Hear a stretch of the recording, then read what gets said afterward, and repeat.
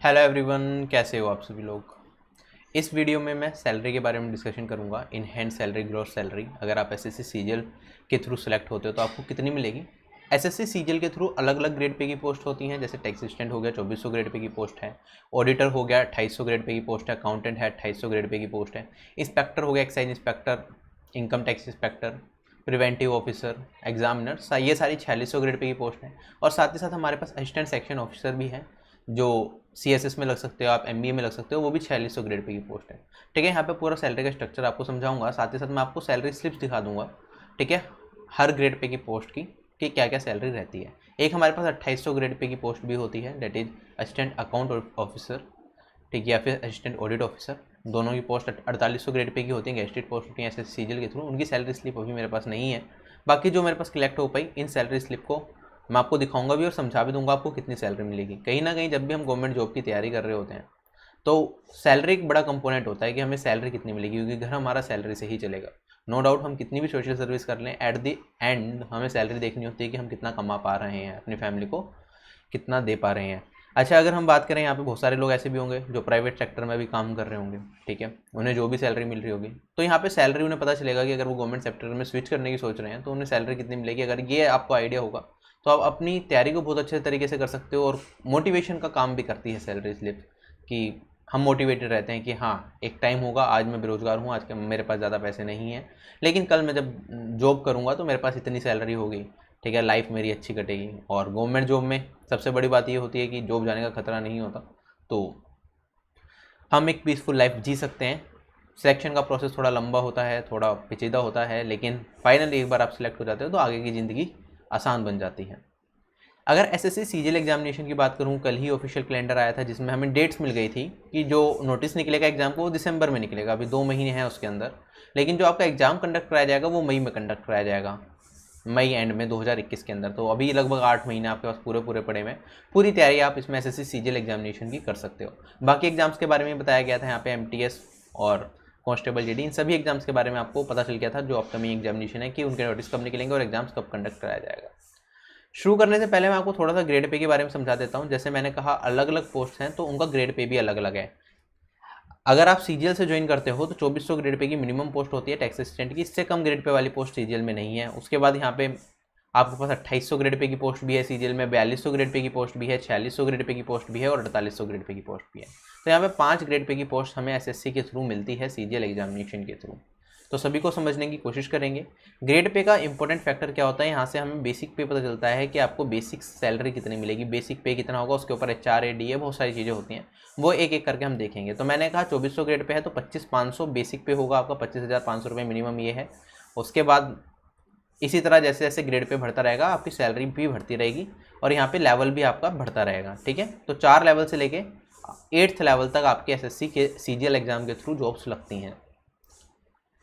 अगर हम बात करें टीए इन सीबीडीटी, ठीक है, 2400 ग्रेड पे की जॉब होती है। सीबीडीटी हो या सीबीआईसी डिपार्टमेंट हो, central board of direct taxes है CBDT, income tax department basically, और सीबीआईसी होता है central board of indirect taxes and customs, ठीक। तो उसके अगर दोनों की बात करें, 2400 ग्रेड पे की पोस्ट होती है टैक्स असिस्टेंट की। आप देखोगे यहाँ पे ये जो मेरे पास सैलरी स्लिप है, ये है पिछले साल 2019 की नवंबर की सैलरी स्लिप है, ठीक है। 2016 से एक पर्सन सेलेक्टेड था टैक्स असिस्टेंट में, उसकी सैलरी स्लिप आई है। उसके बाद अभी 2017 की फाइनल ज्वाइनिंग नहीं हुई, तो लेटेस्ट जो सैलरी स्लिप मिल सकती थी हमें 2016 के सिलेक्टेड बंदे की ही मिल सकती थी एसएससी सीजीएल एग्जाम के थ्रू। अगर हम बात करें बेसिक पे, मैंने बताया 2400 ग्रेड पे 25,500 है। उसके बाद डीआरएस अलाउंस मिलता है, ये डिपेंड करता है आप कौन सी सिटी में रहते हो।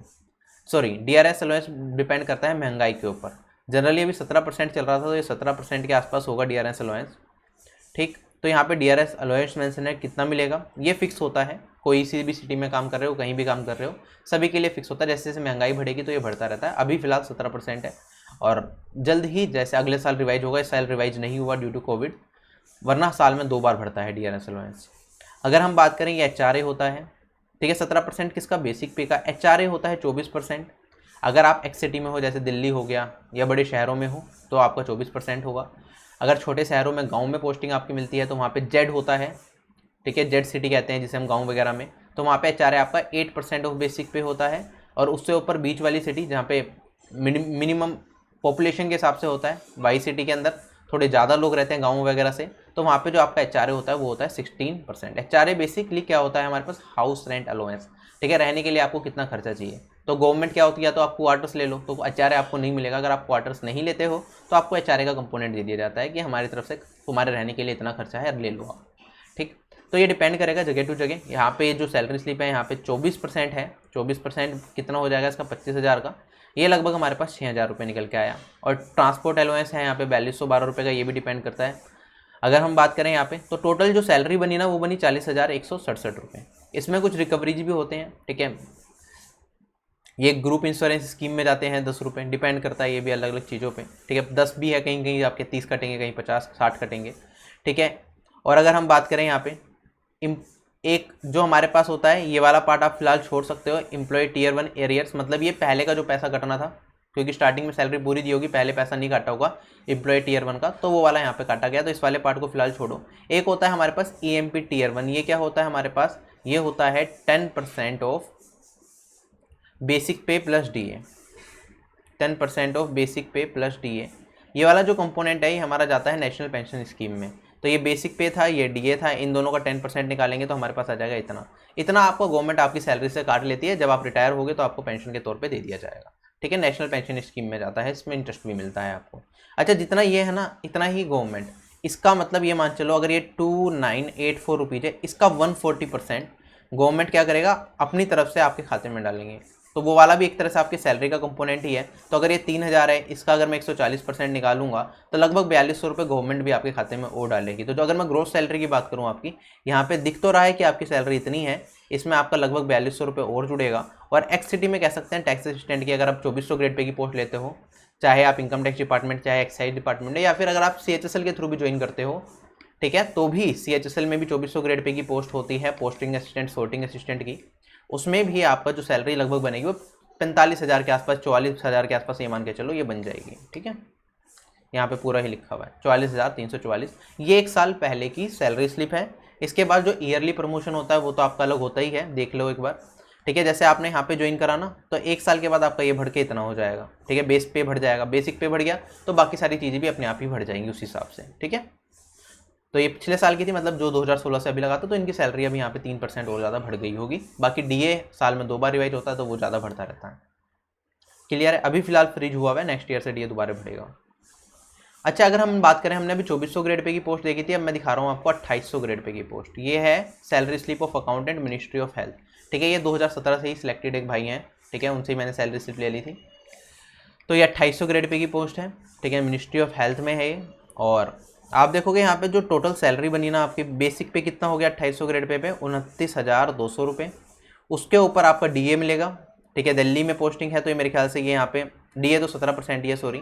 HRA की बात करें लगभग इसका 24% हो गया। ट्रांसपोर्ट अलाउंस मिलेगा 4212 रुपये। और उसके बाद टोटल जो सैलरी बन गई ग्रोस सैलरी इतनी।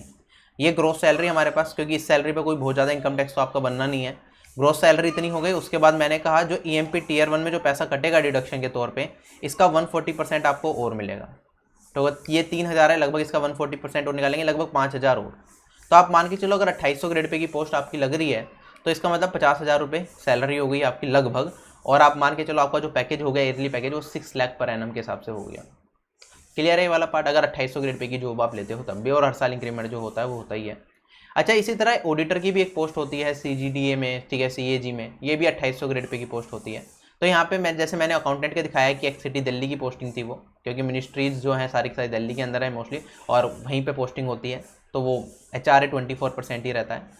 तो यहाँ पे ये ऑडिटर की अगर CGDA में जाओगे आप तो उसकी भी 50,000 प्लस सैलरी मिलेगी। और ये CGL 2018 की एक्सपेक्टेड वैकेंसी, इस वाले पार्ट को आप फिलहाल छोड़ सकते हो। आप CGL 2020 के एक्सपेरेंट हो अगर तो, या 2019 के एक्सपेरेंट हो, ठीक। अगर हम बात करेंगे यहाँ पे तो एक्स सिटी में आप देखोगे यहाँ पे जो इसकी सैलरी आ रही है, ये आ रही है 51,583 रुपीज़। ये इसलिए आई इतनी ज़्यादा, इसके पीछे मेन रीज़न वही था जो मैंने बताया ना आपको, NPS GC जो गवर्नमेंट आपके NPS अकाउंट में डालती है, नेशनल पेंशन स्कीम में डालती है, ये वो वाला कंपोनेंट जिसमें ऐड करके दिखा रखा है सैलरी स्लिप में, इसलिए ये दिखा रखा है, ठीक है। ये एक इंक्रीमेंट के बाद की सैलरी है, इसलिए ग्रेड पे भी थोड़ा बढ़ गया। चलें आगे। अब मेरे पास जो सैलरी स्लिप है वो है कस्टम इंस्पेक्टर की, SSC CGL 2016 से सिलेक्टेड है वो, ठीक है, मेरे काफ़ी क्लोज फ्रेंड है। उनकी सैलरी स्लिप मैं आपको यहाँ पे दिखा देता हूँ एक बार। ठीक, तो अगर हम बात करेंगे यहाँ पे ऑफिशियल पे 44,900 रुपये हो जाएगा। बाकी सारे ये DA HRA ZDD जैसे मैंने आपको बताया वैसे होगा यहाँ पे। ठीक है, अगर हम HRA की बात करें ये वाई सिटी में है तो इसलिए यहाँ पे इनका जो HRA वाला कंपोनेंट है वो थोड़ा सा कम है, और जो टोटल सैलरी बनी वो इतनी बनी। इंप्लॉय टियर 1 में डिडक्शन इतनी भी, इसका 140% और ऐड हो जाएगा इसके अंदर। तो लगभग अगर हम बात करें आपकी जो सैलरी बनेगी यहाँ पे भी ये बन जाएगी आपकी 65,000 के आसपास। जब आप ज्वाइन करोगे तब भी आपको 65,000 के आसपास तो मिलेगा वाई सिटी के अंदर। और एक्स सिटी की बात करेंगे तो वो 70,000 तक आपकी सैलरी पहुँच जाती है। ठीक, ये 1 इंक्रीमेंट के बाद की सैलरी है उनकी। ठीक है, तो 1 इंक्रीमेंट के बाद ग्रोस सैलरी बनी इतनी, उसमें अगर मैं इसका भी 140% ऐड कर दूंगा तो ये आपकी 67,000 के आसपास बन जाएगी। और ये पुरानी है क्योंकि यहाँ पे DA भी थोड़ा कम होगा, DA में भी वेरिएशन आपको देखने को मिलेगा। यहाँ पे DA था इतना, क्योंकि ये सैलरी स्लिप जो थी हमारे पास ये थी जनवरी 2019 की, और जो बाद वाली सैलरी है ये सितंबर 2019 की है। तो उसमें DA रिवाइज हो गया था तो 1,000 से ज़्यादा कंपोनेंट DA का भी बढ़ गया, बाकी चीज़ें भी बढ़ गई। ठीक, क्लियर, चलें आगे। और अभी मैं आपको और सैलरी स्लिप दिखा देता हूँ। अब यहाँ पे असिस्टेंट सेक्शन ऑफिसर की सैलरी स्लिप है, किसमें ये है आपकी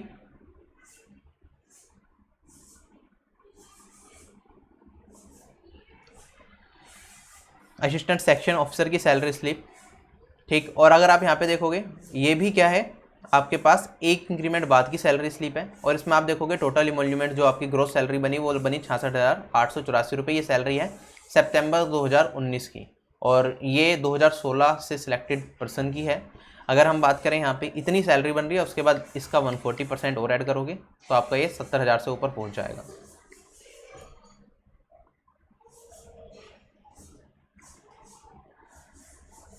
अब मेरे पास है इनकम टैक्स ऑफिसर की सैलरी स्लिप। ठीक है, इनकम टैक्स ऑफिसर क्या इनकम टैक्स इंस्पेक्टर की ही है, ये 8 साल के बाद है। फिलहाल अभी जो सैलरी है वो इंस्पेक्टर के हिसाब से ही है। ठीक है, इनकम टैक्स इंस्पेक्टर की सैलरी स्लिप है। ठीक है, ये 2011 से इन्होंने ज्वाइन किया था एज इनकम टैक्स इंस्पेक्टर। अभी ऑफिसर बन चुके हैं लेकिन सैलरी अभी इंस्पेक्टर के हिसाब से आई थी।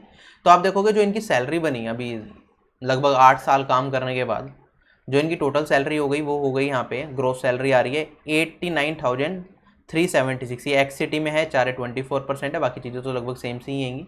ठीक है, तो ये बन रही है लगभग 89,376। उसके बाद EMP टियर 1 की बात करूँ तो ये 7,000 कुछ है। इसका अगर 140% निकालोगे तो लगभग 9,500 के आसपास बन जाएगा। तो आप अप्रॉक्सीमेटली मान सकते हो 8 साल काम करने के बाद जो सैलरी बन गई वो 1 लाख रुपीज़ बन गई।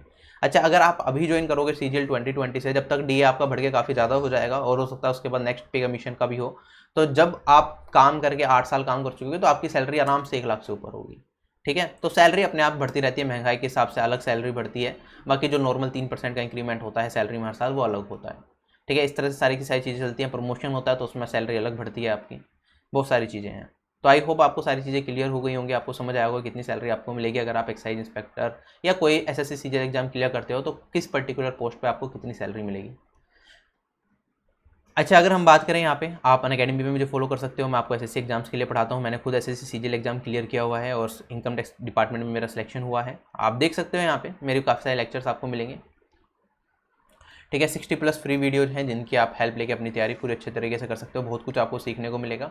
बाकी अगर हम बात करें यहाँ पे चैनल पे तो मेरी वीडियोज आती ही रहती हैं। ठीक है, तो अनअकैडमी पे फॉलो करोगे, डिस्क्रिप्शन बॉक्स में मेरी प्रोफाइल का लिंक है, तो ये सारी वीडियोज आपको अवेलेबल हो जाएंगी। आगे बढ़ते हैं। जो अनअकैडमी प्लस के ऑलरेडी मेंबर्स हैं, जो अनअकैडमी से अपनी पूरी तैयारी कर रहे हैं, तो वो मेरे सारा रिकॉर्डेड वीडियोज मिल जाएंगे आपको मेरी। आप सारा कोर्स देख सकते हो वहाँ से रिकॉर्डेड वीडियोज की फॉर्म में। और हमारी जो लाइव क्लासेस होती हैं वो होती हैं शाम को 9 बजे से लेकर 10:30 बजे तक। तो कभी भी इस टाइम आके आप लाइव क्लास मेरी अटेंड कर सकते हो। अभी हमने ट्रिग्नोमेट्री स्टार्ट किया है, 5 तारीख से नया बैच स्टार्ट हो रहा है, 5 अक्टूबर से SSC CGL 2020 के लिए और SSC CHSL 2020 के लिए, क्योंकि उनका पैटर्न बिल्कुल सेम है मैथ्स का। तो उसमें भी आप एनरोल कर सकते हो। उसमें हम अर्थमेटिक से स्टार्ट करेंगे, पूरा कोर्स बिल्कुल बेसिक से चलेगा। लाइव क्लासेस होंगी, जो भी आपके डाउट्स होंगे साथ ही साथ क्लास में कवर किए जाएंगे। ठीक है, तो इस बैच में आप एनरोल कर सकते हो। अनअकैडमी प्लस से अगर आप तैयारी कर रहे हो तो इंडिया के टॉप एजुकेटर्स यहाँ पे अवेलेबल हैं। सारे टॉप एजुकेटर्स आपको यहाँ पे मिल जाएंगे। तो जिस भी एजुकेटर से आप पढ़ना पसंद करो पढ़ सकते हो, एक ही प्लान के अंदर सारी चीज़ें कवर्ड रहती हैं।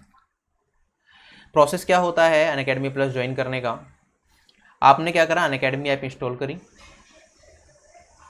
उसके बाद आप एसएससी एग्ज़ाम सेलेक्ट करोगे। एसएससी एग्ज़ाम्स कैटेगरीज में एसएससी एग्ज़ाम सेलेक्ट करने के बाद आप जाओगे, ठीक है, प्लस पे, फिर आप गेट सब्सक्रिप्शन पे क्लिक करोगे और आप सब्सक्राइब कर सकते हो अनअकैडमी प्लस पे। तो एसएससी के जितने भी एजुकेटर्स हैं, सभी एजुकेटर्स के सारे कोर्सेज आपको एक ही प्लान के अंदर मिल जाते हैं, तो आपको कहीं ज़्यादा भटकने की जरूरत नहीं है। कोर्सेज की बात करें वो भी काफ़ी ज़्यादा अफोर्डेबल है, ठीक है। 12 महीने का प्लान आपका 6,000 रुपये का, मतलब एक साल में आप पूरी तैयारी कर सकते हो, 8 महीने में पूरी तैयारी हो जाती है। तो साल भर वाला प्लान लेते हो आप तो 6,000 रुपीज़ में घर बैठे बैठे आप पूरी तैयारी कर सकते हो। और उसके बाद भी एक्स्ट्रा डिस्काउंट भी आप लोगों के लिए, RB10 कोड यूज करोगे आप, ये मेरा कोड है, इसे यूज करते ही आपको और भी ज़्यादा डिस्काउंट मिल जाएगा, 10% डिस्काउंट और मिलेगा। और आपको जो कोर्सेज पढ़ेंगे 5400 के पढ़ेंगे। इसमें मॉक टेस्ट, क्लास PDFs, ठीक है, जितनी भी लाइव क्यूजीज हैं सब कुछ इंक्लूडेड है, ठीक है। इसके बाद आपको कहीं भी कुछ भी पे नहीं करना किसी भी चीज़ के लिए। कोई भी जितने भी नए कोर्सेज आएंगे सारे के सारे कोर्सेज देख पाओगे। जो पुराने कोर्सेज हैं, रिकॉर्डेड वीडियोज हैं, वो सारी की सारी वीडियोज देख पाओगे, ठीक है। जैसे आप अमेजन प्राइम का सब्सक्रिप्शन लेते हो ना, कि आपने साल भर का सब्सक्रिप्शन ले लिया, जो भी मूवीज आएंगी वहाँ पे आप सारी देख पाओगे। ऐसे ही यहाँ पे अनअकैडमी पे भी है, आपने एक बार सब्सक्रिप्शन ले लिया, जितने भी एजुकेटर्स हैं, जितने भी क्लासेस हैं, सारी की सारी आप देख पाओगे एक ही प्लान के अंदर, ठीक है। PDF वगैरह डाउनलोड कर पाओगे, रिकॉर्डेड वीडियोज, लाइव वीडियो सब अवेलेबल हो जाएगा, ठीक। सिमिलरली आप एसएससी एग्जाम्स के अलावा हटके अगर आप रेलवे एग्जाम्स की तैयारी करना चाहते हो, बैंकिंग एग्जाम्स की तैयारी करना चाहते हो, तो भी अनअकैडमी से तैयारी कर सकते हो। RB10 कोड यूज करके आपको हर प्लान के अंदर जो भी मैक्सिमम डिस्काउंट चल रहा होगा उस टाइम पे वो मिल जाएगा, ठीक है। चाहे आप UPSC CSC की तैयारी अनअकैडमी से करते हो, चाहे रेलवे एग्जाम्स की तैयारी करते हो। तो आई थिंक सारी चीज़ें क्लियर हो गई। फिलहाल इस वीडियो में मैं आपसे यही बता लेता हूँ, जल्द मिलेंगे नई वीडियो में, तब तक के लिए बाय बाय, टेक केयर, जय हिंद।